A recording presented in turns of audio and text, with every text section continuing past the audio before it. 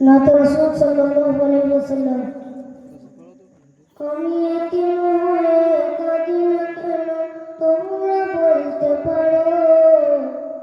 এতিম হয়ে কাঁদি না কেন তোমরা বলতে পারো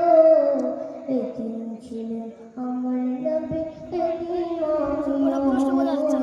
এতিম ছিলেন আমার নবী এতিম আমিও নেই বাবা নাই নেই যে বাড়ি গো আমার মতো কপাল পড়া নেই তো বাপে তবু মনে নিয়ে সান্ত্বনা কাটাই দিনে রাত তবু মনে নিয়ে সান্ত্বনা কাটাই দিনে রাত এতিম ছিলেন আমার নবী হযরত মুহাম্মদ এতিম ছিলেন আমার নবী হযরত মুহাম্মদ আমি এতিম হয়ে কাঁদি না কেন তোমরা বলতে পারো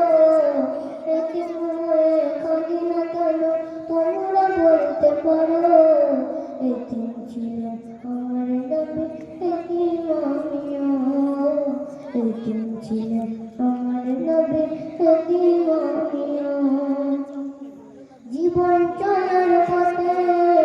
ওই যে আপন পথ জীবন চলার পথে ওই যে আপন পথ এই জীবনে থাকলো না আপন কোনো ঘর তবু মনে নিয়ে সান্ত্বনা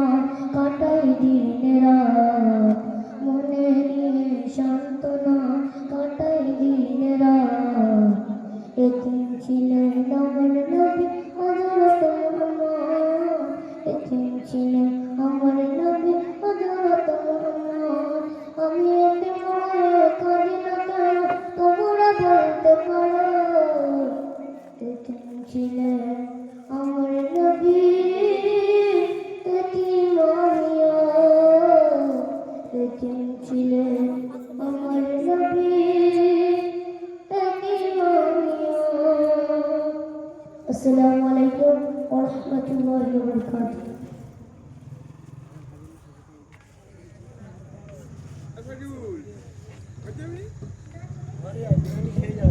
মাশাআল্লাহ সত্যি খুব ভালো ছোট্ট বাচ্চা কত সুন্দর পরিবেশ করলেন সকলে দোয়া করবেন সবার জন্য ইনশাআল্লাহ এখন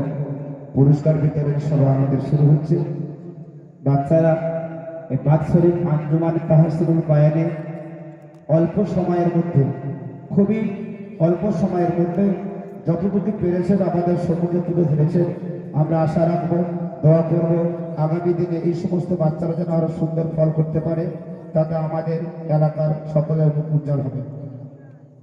এখন কিরাত বিভাগে প্রথম হয়েছে হাফেজ আসমাতুল্লাহ